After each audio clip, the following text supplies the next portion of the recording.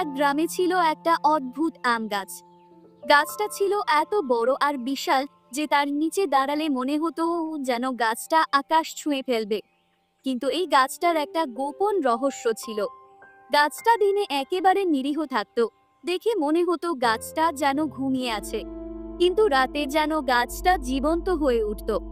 গ্রামের সবাই বলতো এই গাছে একটা ভূত থাকে। ভূতটা ভীষণ দুষ্টু এবং তার প্রিয় কাজ হলো সবাইকে ভয় দেখানো।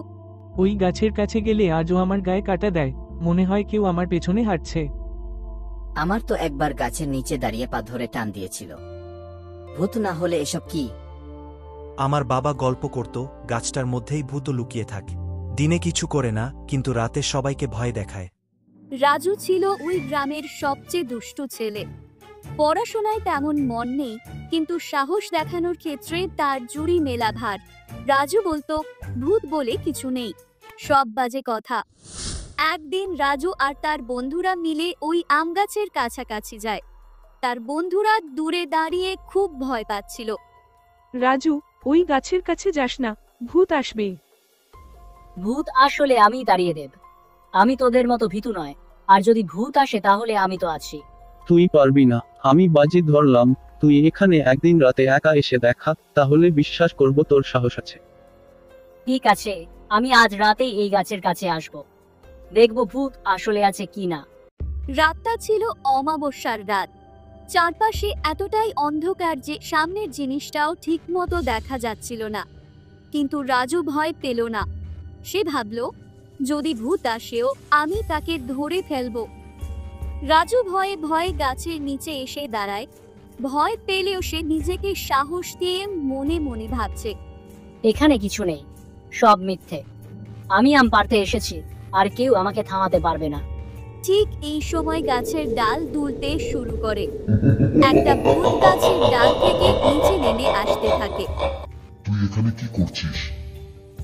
তুমি কে? আমি তোমাদের ভয় পাই না, আমি শুধু এখানে আম নিতে এসেছি। আম নিতে এসেছিস? আগে আমার অনুমতি কেন নিলি না? তুই জানিস আমি এই গাছের মালিক। ভূতটা যতই দুষ্টু হোক, সে রাজুকে ভয় দেখানোর বদলে তার সাথে গল্প শুরু করলো। তুই জানিস সবাই আমাকে কত ভয় পায়।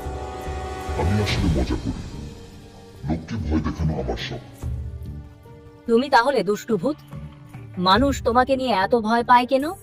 কারণ আমি রাত হলে গাছ দুলিয়ে দিই, পাতার মধ্যে শব্দ করি।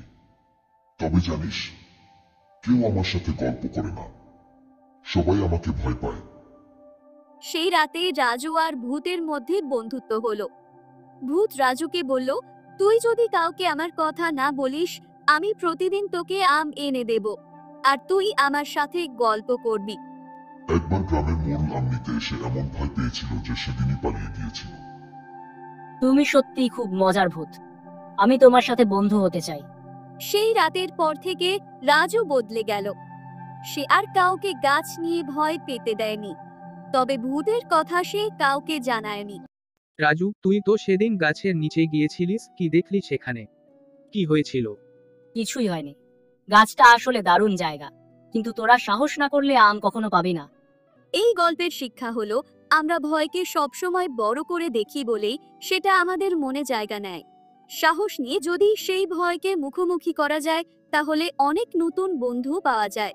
সুতরাং ভয়কে জয় করো এবং নতুন বন্ধুত্ব গড়ো।